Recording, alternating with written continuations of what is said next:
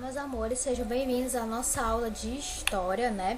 Primeiramente, nós vamos ali fazer a nossa correção, né? Primeira atividade foi sobre expedições exploradoras, guarda-costas e colonizadoras, ali da página 99 e 100, tá? Na página 99, ali na primeira questão, eu vou até aproximar aqui para vocês, pergunta o seguinte: por que Portugal começou a mandar expedições para o Brasil, né? Por que ele começou a mandar expedições para o Brasil? Porque, né, ele mandou essas expedições a fim de checar se existiam riquezas a serem exploradas e de colonizar, ocupando as terras, tá? Na 2, ele pede para marcar apenas as afirmativas verdadeiras, né, sobre as expedições. Aqui na primeira afirmativa diz o seguinte: os europeus rondavam o litoral brasileiro por causa da falta de interesse de Portugal pelas terras brasileiras. Sim, isso é verdade, né? Eles não tinham tanto interesse assim pelas terras brasileiras. Os interesses deles, né, eram mais pelas especiarias das Índias, né? Então eles somente rondavam ali pelo litoral, né? Então você vai marcar aqui o primeiro quadrinho. Na segunda afirmativa diz o seguinte: apesar dos portugueses terem desembarcado primeiro nas terras brasileiras, isso não lhes garantia a posse das terras. Isso é verdade, né? Isso não garantia as posses das terras, né? Então você vai marcar aqui no segundo quadrinho. E o terceiro quadrinho diz: mesmo com os europeus querendo invadir o litoral brasileiro, Portugal continuou sem interesse pelo Brasil, né? Isso é mentira, tá? Depois que os europeus, né, outros europeus, no caso, franceses, né, holandeses, espanhóis, quiseram invadir o Brasil, foi um dos motivos pelo qual Portugal, né, decidiu vir até o Brasil e ocupar de vez, certo? Na terceira questão diz o seguinte, né, pede para responder aqui os itens abaixo. No primeiro, né, na letra A, diz assim: qual foi a primeira riqueza explorada no Brasil? Nós sabemos que a primeira foi o pau-brasil, certo? B, explica a diferença entre a expedição de Gaspar de Lemos e a de Gonçalo Coelho, né? Aqui, na primeira expedição, gente, ela tinha como objetivo, a expedição no caso de Gaspar Lemos, ela tinha como objetivo só reconhecer, né, reconhecer o que tinha no litoral, né? O que tinha no litoral não, desculpa. O que tinha nas terras brasileiras. Já a segunda, que foi a de Gonçalo Coelho, né, ele tinha como objetivo a proteção das riquezas descobertas, certo? Então, a de Gaspar Lemos foi somente ali para conhecer, né, para saber o que tinha para explorar. Já a de Gonçalo Coelho, né, foi para proteger as riquezas que eles tinham descobertos, tá? Na quarta questão, né, pede para completar aqui essas informações e diz o seguinte: a segunda expedição exploradora foi comandada por Gonçalo Coelho, tá? Então você vai escrever Gonçalo Coelho aqui, que levou as primeiras amostras de pau-brasil para a Europa, certo? Terminado aqui nessa página, vamos prosseguir para a próxima, né? Que aqui na quinta questão pede para completar essa ficha aqui, respondendo as perguntas sobre as primeiras expedições. Então aqui, a primeira expedição exploradora, né? Ela pergunta quando essa expedição veio para o Brasil. Ela veio em 1501, tá? Quem comandou essa expedição foi o Gaspar Lemos, tá? Que lugares percorreu? Percorreu o litoral. O que ela descobriu? Descobriu novas terras e descobriu também o pau-brasil, tá? Na segunda expedição, né, exploradora, ela foi comandada, ela veio, né, na verdade, para o Brasil em 1503. Ela foi comandada por Gonçalo Coelho, né? O que ela levou para a Europa? Ela levou as primeiras amostras de pau-brasil. Que produto econômico ele explorou? Ele explorou pau-brasil, certo? Aqui na expedição guarda-costa, né, pergunta o que Portugal fez para proteger as terras descobertas. O que foi que ele fez, né? Ele resolveu mandar as expedições guarda-costas para patrulhar o litoral e aprisionar os navios franceses, tá? Então essa é a resposta aqui sobre as expedições guarda-costas. Se você concluiu, a gente passa para a nossa próxima correção, que é sobre os primeiros anos do domínio português, né? Que é a página 102, tá? Na página 102, nós temos ali na primeira questão a seguinte pergunta: como ficou conhecido o período que vai de 1500 até 1530? Ele ficou conhecido, gente, como o período pré-colonial, certo? Aquele período ali de 1500, até 1530 é o período pré-colonial, tá? Tá pedindo para sublinhar aqui na 2, ó, sublinhar de vermelho as frases verdadeiras e sublinhar de azul as frases falsas, tá? Então vamos aqui, ó. Na A, ele diz o seguinte: várias expedições mapearam a costa brasileira. Isso é verdade. Então aqui você vai sublinhar de vermelho, tá? Aqui nas respostas, gente, esses mais clarinhos são o que a gente pode chamar de sublinhar de azul, tá? E os mais fortes, esse mais forte aqui é o sublinhado vermelho, tá? Você vai, ou seja, as que estão mais fortes, sublinhado com rosa mais forte, são as verdadeiras, e as que estão sublinhado com rosa mais fraco é azul, tá? Só para vocês não se confundirem. Aqui na B, diz o seguinte: as feitorias consideradas como fortes serviam para proteger o litoral português de invasões francesas. Isso é verdade, então você vai sublinhar de vermelho. C. A expedição comandada por Martim Afonso de Souza não teve muita importância nessa época. Mentira, né? Nós sabemos que isso não é verdade. Então, você vai sublinhar de azul, tá? E na D, a primeira vila fundada foi a de São Vicente. Isso é verdade, então você vai sublinhar de vermelho, tá? Na 3, ele pede para pintar o nome do vegetal trazido pelos portugueses e que foi cultivado em toda a faixa do litoral brasileiro. Que vegetal foi esse, gente? Foi a cana-de-açúcar. Então, aqui nesse segundo quadrinho você vai pintar, certo? Aqui na 4 tá pedindo para desembaralhar as letras e descobrir o povo que, após várias lutas, os portugueses conseguiram expulsar. Esses povos, gente, foram os franceses, tá? Então, aqui você vai escrever franceses. 5.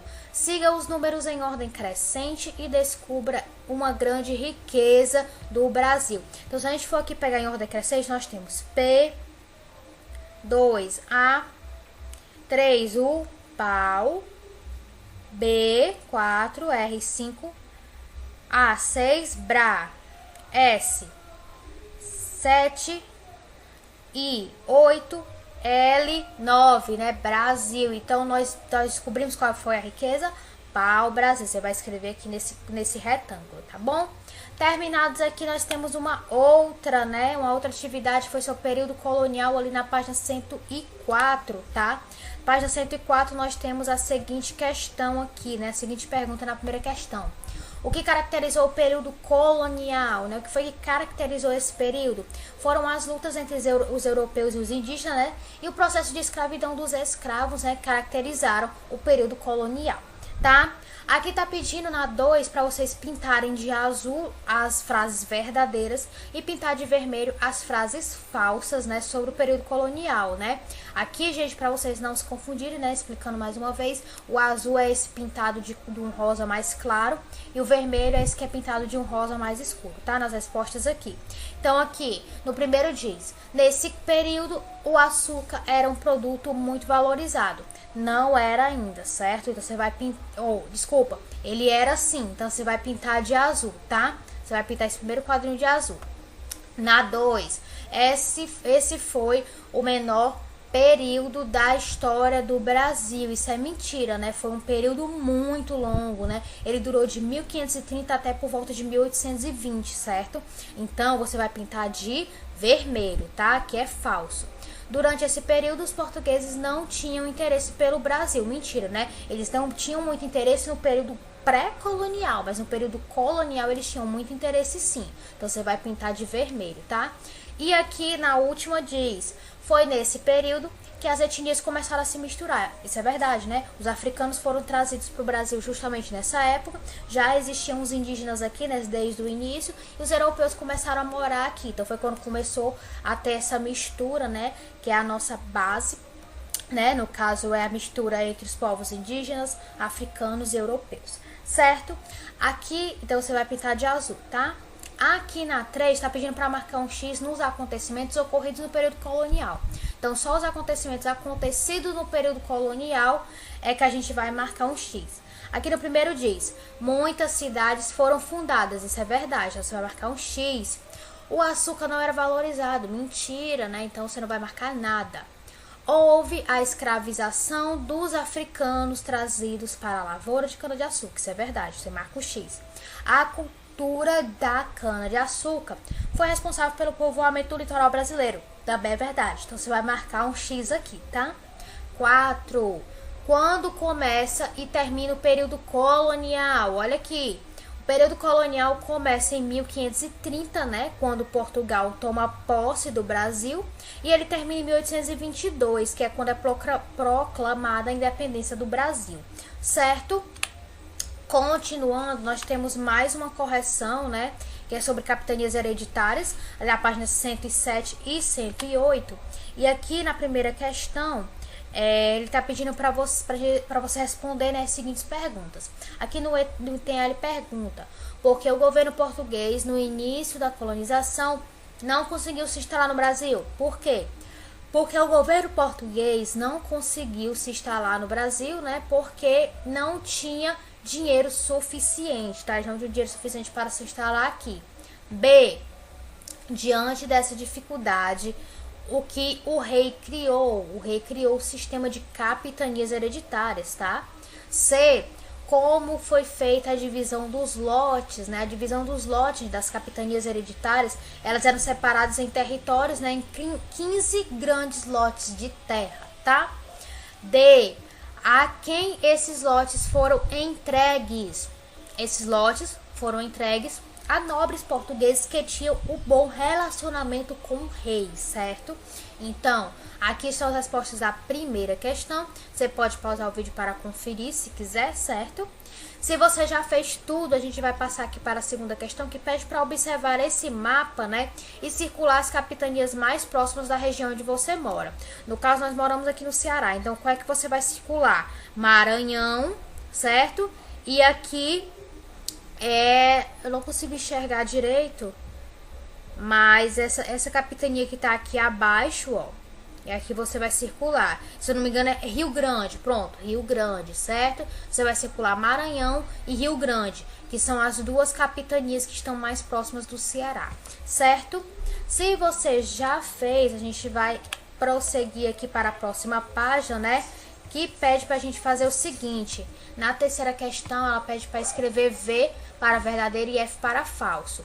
Primeira afirmativa diz o seguinte: as capitanias eram chamadas de hereditárias porque eram passadas de pai para filho. Isso é verdade, você vai marcar um V.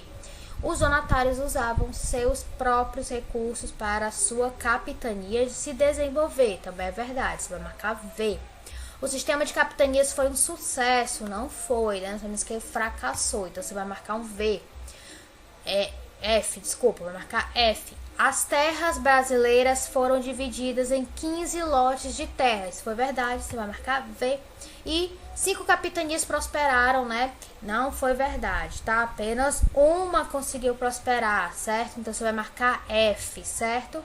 Na quarta questão tá pedindo para assinalar com X os motivos que fizeram as capitanias prosperarem. Qual foi o motivo que fez as capitanias prosperarem, né? Foi o cultivo de cana-de-açúcar e a criação de gado, certo? Foi os únicos dois motivos, então você vai marcar um X no primeiro quadrinho e no último, tá? Na quinta questão tá pedindo para ligar, né, a capitania ao seu donatário, tá? Então a gente vai ligar aqui a capitania ao seu donatário. A capitania de Pernambuco, gente, ela pertencia a Duarte Coelho, então você vai ligar para cá. E a capitania de São Vicente, ela pertencia a Martim Afonso de Souza, tá? Então você marca aqui para Martim Afonso de Souza, certo? Já encerramos a nossa correção. Agora nós vamos entrar no nosso conteúdo novo, né, que é sobre governo geral, tá? Esse é um dos conteúdos que a gente vai ver hoje. Nós vamos ver 3, tá bom? O primeiro é governo geral, que é da página 109 à página 112, tá bom? E aqui na página 109 nós temos o início ali do conteúdo, que diz o seguinte: em virtude do fracasso das capitanias hereditárias, excetuando São Vicente e Pernambuco, por não conseguir explorar a cana-de-açúcar, considerada o ouro branco do Brasil, comercializar o pau-brasil e defender a terra contra invasores, e não podendo tomar as terras dos donatários, Dom João III, né, o rei de Portugal neste momento, criou um novo sistema de governo para reger e administrar toda a colônia. Essa nova forma de governo, gente, foi chamada de governo geral, tá? O governo geral, ela deveria, né, instalar-se na capitania da Bahia, né, que chamava de Bahia de Todos os Santos. Mais tarde, né, passou a se chamar Bahia. pela sua localização mediana, né, entre as capitanias hereditárias, né, e o governo geral passava a ser a autoridade máxima na colônia e, por ordem real, todos os donatários deviam obedecer ao governo geral e colaborar com ele no processo de colonização. Entre os governadores gerais é importante o conhecimento dos 3 primeiros, né? Com eles surgiram 3 grandes cidades no Brasil, tá? Vamos ver um pouco mais desses governadores gerais. O nosso primeiro governador geral, gente, é esse senhor aqui, certo? Que é o Tomé de Souza. Ele chegou ao Brasil trazendo consigo, além de soldados, muitos colonos e padres jesuítas para catequizar os índios, né? Esses padres vieram sob a direção de Padre Manuel, né, de Nóbrega, que deu início à história da educação no Brasil. Criou o primeiro bispado no Brasil, tendo como primeiro bispo Dom Pero Fernandes Sardinha, tá? Bispado seria nomeação de um bispo, certo? Aqui no Brasil. No governo de Tomé de Souza, desenvolveu-se a cultura da cana-de-açúcar, iniciou-se a criação de gado e fundou-se a cidade de Salvador, a primeira capital do Brasil. Houve a distribuição de terra aos colonos, né, que são chamadas, essas terras eram chamadas de sesmarias, tá? Essas terras eram chamadas de sesmarias. Como vocês viram aqui, né, nessa época aqui, Salvador, né, que fica ali na Bahia, que era a capital do Brasil, certo? O governo geral também deu grande impulso à agricultura e introduziu a criação de gado no Nordeste. Para governar, Tomé de Souza contava com 3 auxiliares, né? O ouvidor-mor, que era responsável pela justiça, né? O provedor-mor, que era encarregado de cobrar os impostos, e o capitão-mor, que tinha a responsabilidade de defender o litoral do ataque inimigo, certo? Então tinham 3 pessoas que auxiliavam ali, né, o governador geral, que era o ouvidor-mor, que era responsável pela justiça, né? O provedor-mor, que era responsável por cobrar impostos, e o defensor, ou o capitão-mor, que era responsável por defender o litoral, certo? Em 1553, Tomé de Souza foi substituído por Duarte da Costa, tá? E aí nós vamos ver aqui sobre Duarte da Costa, que foi o segundo governador geral, tá? Ele chegou no Brasil em 1553. Ele trouxe seus filhos, né, Dom Álvaro e alguns jesuítas, tá? Entre eles encontrava-se o padre José de Anchieta, certo? Que fundou com Manuel da Nóbrega o Colégio de São Paulo de Piratininga. José de Anchieta foi tão importante em nossa história que hoje o Brasil o homenageia como apóstolo no dia 9 de junho. A partir do colégio fundado por Anchieta, nasceu a cidade de São Paulo. Então vocês veem que José de Anchieta, ele fundou, né, junto com Manuel da Nóbrega, essa escola, né?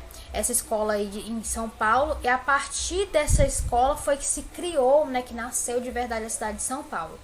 Duarte da Costa não fez um bom governo, tá? Porque ele enfrentou sérios problemas criados pelo seu filho, perdendo a autoridade para governar e administrar a colônia. Então ele teve muitos problemas por conta de seu filho Dom Álvaro, tá? E aí nós vamos ver aqui o nosso terceiro governador geral, que foi Mendes Sá, tá? Ele realizou um governo considerado excelente. Suas medidas favoreceram o progresso da colônia. Ele governou durante quase 15 anos. Homem enérgico e experiente, conseguiu resolver uma série de dificuldades deixadas por Duarte da Costa. Combateu os invasores franceses que haviam se instalado no Rio de Janeiro. Com a ajuda de seu sobrinho, Estácio de Sá, expulsou os invasores. Fato marcante do seu governo foi a fundação, liderada por Estácio de Sá, da cidade de São Sebastião do Rio de Janeiro, né? Onde hoje é o atual Rio de Janeiro. Então, Rio de Janeiro, ele foi fundado ali, né, no governo de Mendes Sá, certo? Em 1572, depois de 14 anos de governo, Mendes Sá faleceu na Bahia. Nessa época, Portugal também começou a mandar para o Brasil muitos degregados, né?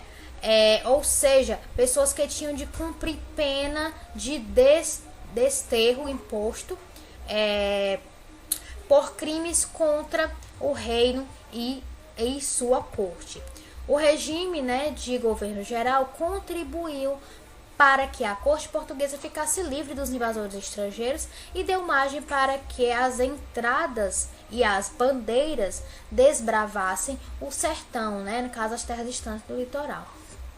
Então, a colônia, no caso a colônia seria o Brasil, né, também serviu como um local onde se mandavam pessoas que cometiam crimes em Portugal, né? Eles eram mandados para cá para pagar por seus crimes, né? Eles eram expulsos de Portugal e eram mandados para cá.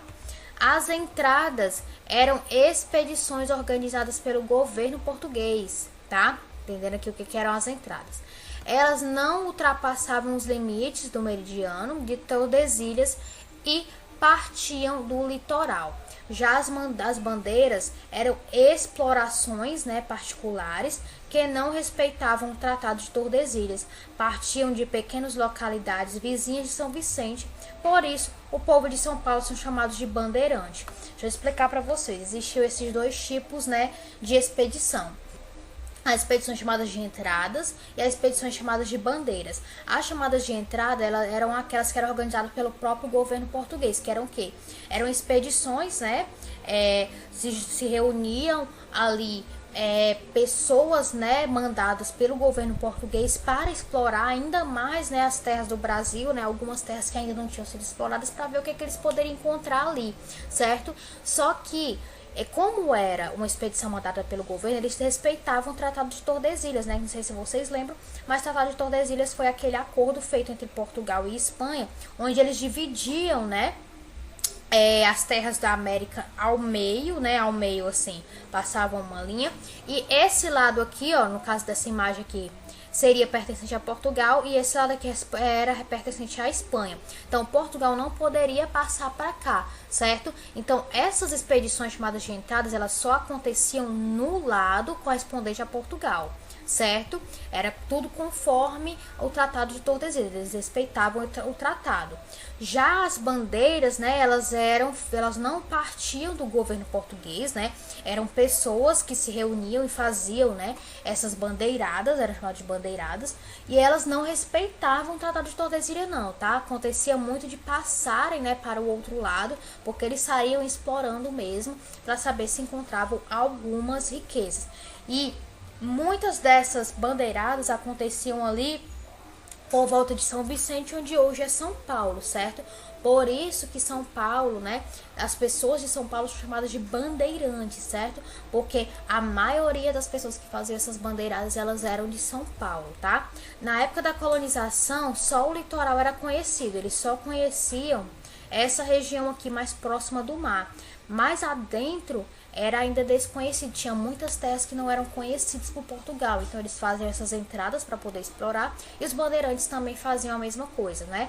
Eles tentavam explorar mais ainda as terras. Foram então organizadas expedições que se embrenhavam pelo interior à procura de metais preciosos e indígenas para trabalhar na lavoura paulista, né? Então, como vocês viram, eles não procuravam só mercadorias, mas procuravam também indígenas, né, para escravizar. Aqui tem falando um pouco mais, ó, que essas expedições, elas eram formadas por homens armados, mulheres, indígenas catequizados, né, ou aliados, escravos, sacerdotes e animais de carga. Seguiam a caminho dos rios e onde paravam, plantavam uma pequena lavoura, né, e iniciavam uma povoação. Muitas cidades importantes tiveram sua origem com as bandeiras, tá? Os homens que compunham as bandeiras eram chamados de bandeirantes. Uma das bandeiras mais importantes foi a liderada pelo bandeirante Fernão Dias Pais Leme, tá? Um homem muito rico que usou sua própria fortuna para organizar a expedição. Ele morreu pensando ter encontrado uma mina de esmeraldas, mas na verdade era turmalinas, né? Pedras bem menos valiosas, certo? Aqui fala um pouco mais, ó, que os bandeirantes eles eram obrigados por decreto a criar lavouras de milho, feijão e abóbora para garantir sua própria alimentação e dos próximos aventureiros, né, que por ali passassem, tá? Então, onde eles paravam, eles eram obrigados a criar lavouras, né, no caso, lavouras de milho. Continuando aqui, indo para o nosso próximo conteúdo sobre invasões francesas e holandesas, né, indo ali para a página 116, nós vamos ver um pouco sobre essas invasões, tá? Aqui tá dizendo que o Brasil tornou-se colônia de Portugal com a chegada dos portugueses, né? Mas outros países da Europa ainda continuavam tentando ocupá-lo, mesmo com Portugal aqui. O objetivo era sempre o mesmo, né? Explorar as riquezas naturais. Agora, você vai saber por que os franceses e holandeses conseguiram se fixar nas terras brasileiras, né? Tentaram invadir e conseguiram, né? Vamos ver por quê. Falando das invasões francesas, aqui diz que os franceses desembarcaram no litoral da América, né, portuguesa, de 1500 a 1530, em busca de pau-brasil.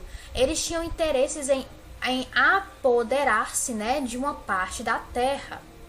No ano de 1555, no governo de Duarte da Costa, né, no caso o segundo governador-geral, os franceses penetraram na Baía de Guanabara, no atual estado do Rio de Janeiro. Conquistaram a confiança dos indígenas tamoios, né, que haviam organizado a Confederação dos Tamoios, lutando contra os portugueses que queriam escravizá-los. Os portugueses reagiram, mas não conseguiram expulsar os franceses da região do Rio de Janeiro. A expulsão só aconteceu em 1567, né, sob o comando de Estácio de Sá, que foi morto em combate. Tá? Então os franceses eles se fixaram aqui durante muito tempo, né, com a ajuda do povo tamoio, dos indígenas tamoio, tá? Eles se fixaram aqui e somente no governo de Estácio de Sá, em 1567, foi que conseguiram expulsar, mas nessa batalha aqui, né, que houve para expulsar os franceses, Estácio de Sá acabou falecendo, tá? Continuando aqui, né, diz que nessa época quem governava era Mendes Sá, né? Estácio de Sá, ele era seu sobrinho que veio ao Brasil para ajudar na luta contra os franceses. Estácio de Sá foi considerado o grande líder dos portugueses nessa luta, que expulsou os franceses. Ele fundou a cidade de São Sebastião do Rio de Janeiro em 1º de março de 1565. Os franceses voltaram a invadir a América Portuguesa em 1612, né, estabelecendo-se agora no Maranhão. Construíram em uma ilha, né, o Forte de São Luís, que originou a cidade de São Luís, a atual capital do Maranhão. Em 1615, os portugueses conseguiram expulsar, né, os franceses do Maranhão e começaram a povoar a região, sendo assim a melhor maneira de defendê-la, tá? Então, vocês viram que depois de serem expulsos, eles voltaram em 1612, se estabeleceram ali no Maranhão, né, onde hoje é a cidade, fundaram a cidade, né, de São Luís, né, que hoje é a capital do Maranhão, e eles ficaram até 1615, quando eles foram expulsos pelos portugueses, tá? Já sobre as invasões holandesas, né, tá falando aqui sobre Filipe II, que ele era o rei da Espanha em 1580. Ele assumiu, né, o poder após a morte do seu tio-avô, do Henrique I, o rei de Portugal. Assim, Portugal e suas colônias, inclusive o Brasil, passaram para o domínio espanhol, isto é, passaram a pertencer à Espanha. Essa junção das coroas é chamada de União Ibérica, né? Foi quando uniu a coroa portuguesa com a coroa espanhola, né? Já que o rei de Portugal na época tinha falecido e quem assumiu o reinado foi Filipe II, que era rei da Espanha, certo? Então aí Portugal e Espanha se uniram e foi chamada essa união de União Ibérica. O rei da Espanha, né, no caso Filipe II, era inimigo dos holandeses porque os Países Baixos, né, de que fazia parte a Holanda e que pertencia à Espanha, ficaram independentes. Como repreensão, o rei Filipe proibiu os holandeses de explorar o açúcar na América Portuguesa.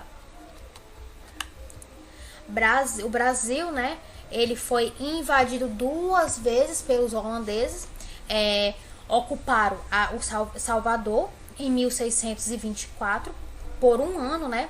Depois eles invadiram Pernambuco, né, em 1630, e por 24 anos eles controlaram quase todo o litoral nordestino, tá? Os holandeses se fixaram onde hoje é o Nordeste, né? Aqui no Nordeste. Pernambuco foi o local escolhido para ser invadido porque essa capitania era muito rica e tinha uma grande produção de cana-de-açúcar. Os holandeses queriam controlar o comércio de açúcar na Europa. Por esse motivo, os holandeses precisavam dominar a região que produzia em maior quantidade o açúcar, no caso Pernambuco, né? Chegou a Pernambuco em 1637 Maurício de Nassau. Ele era um alemão, né, a serviço da Holanda. Ele era alemão, mas ele estava a serviço da Holanda. Para assumir o governo, ele fez a região progredir bastante e foi muito estimado pelos colonos de Olinda e do Recife, tá? Aqui temos uma foto de Maurício de Nassau. E aqui fala um pouco mais sobre ele, ó. Que Maurício de Nassau ele voltou à Europa em 1644. Com a sua volta, os holandeses passaram a cobrar os empréstimos feitos, né, aos colonos pernambucanos. Revoltados, os colonos reiniciaram a luta contra os holandeses, né? Já que os holandeses começaram a cobrar impostos, os pernambucanos, né, tentaram expulsar os holandeses das terras deles, né? E essa luta dos colonos portugueses, ou pernambucanos, desculpa, contra os holandeses foi chamado de Insurreição Pernambucana, que durou quase 10 anos. Durante esse período, ocorreram diversas batalhas, até que em 1654 aconteceu o combate final, né, que é a Batalha dos Guararapes, na atual cidade pernambucana de Jaboatão dos Guararapes. Os holandeses, né, renderam-se e eles voltaram para o seu país. Os holandeses, quando deixaram Pernambuco, levaram mudas de cana-de-açúcar e produziram açúcar no Caribe, ou mais precisamente, né, nas Antilhas, para vender pela Europa. Com isso, o produto da América portuguesa deixou de ser comprado na Europa, né, em grande quantidade, o que causou enormes prejuízos ao comércio na colônia. Vendo aqui sobre o ciclo de ouro, né, vamos entender o que foi isso. Nós acabamos de ver sobre a invasão francesa e portuguesa, francesa e holandesa, desculpa. E aqui falando sobre o ciclo de ouro, na página 121, nós vamos entender o que foi isso. Aqui diz que, como Portugal estava ganhando muito dinheiro, né, com a comercialização da cana-de-açúcar, a Holanda passou a procurar esse produto em outros locais, né, e conseguiu fazer concorrência ao açúcar português com a sua açúcar vinda das Antilhas. Então, como vocês viram, né, antes dos holandeses serem expulsos daqui, eles conseguiram levar mudas de cana-de-açúcar, né, e eles plantaram essa cana-de-açúcar nas Antilhas, certo? Uma região aqui no Caribe, fica no Caribe. E eles conseguiram, né, plantar a cana-de-açúcar, conseguiu se desenvolver, né, no solo das Antilhas, e ele conseguiu fazer, a Holanda conseguiu fazer concorrência com Portugal. Assim, o ciclo da açúcar no Brasil começou a passar por uma forte crise. Muitos senhores de engenho perderam suas terras e seus escravos. Então, Portugal começou a procurar uma nova riqueza para explorar, né, incentivando a busca por metais preciosos. Nessa busca, os bandeirantes de São Paulo terminaram encontrando ouro na região onde atualmente fica o estado de Minas Gerais, tá? Assim, a mineração passou a ser a principal atividade de exploração de Portugal.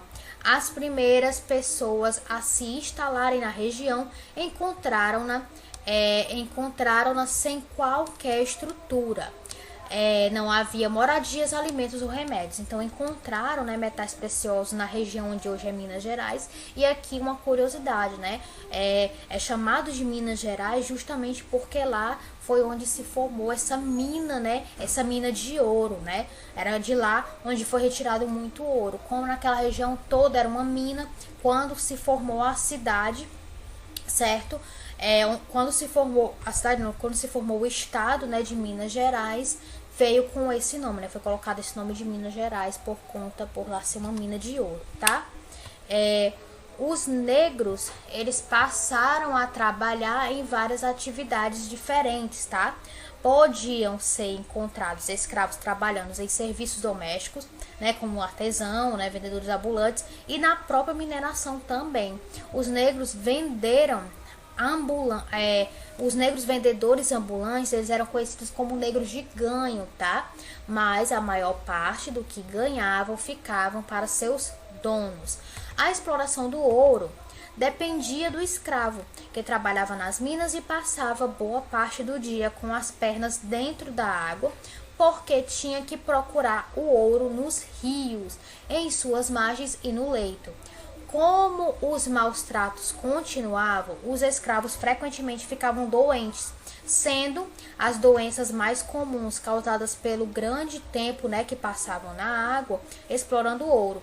Por conta de tudo isso, os escravos trabalhavam em média apenas 8 anos, né? Porque morriam de alguma doença. Depois que o ouro dos rios acabou, os escravos passaram a extrair ouro das encostas, né, dos morros e das galerias subterrâneas. Nessa época, o escravo podia comprar a sua alforria. O que era alforria, gente? Era a libertação do escravo. Ele poderia pagar, né, uma quantia, tá? Uma quantia lá que era determinada. E se ele pagasse, ele era livre, né? Essa liberdade era chamada de alforria, certo? O governo português cobrava impostos muito altos aos mineradores, ou seja, aos donos de escravos, certo? E aí, depois de tudo isso que nós vimos, como eu falei, nós vimos sobre 3 conteúdos: governo geral, invasões francesas e holandesas e ciclo de ouro.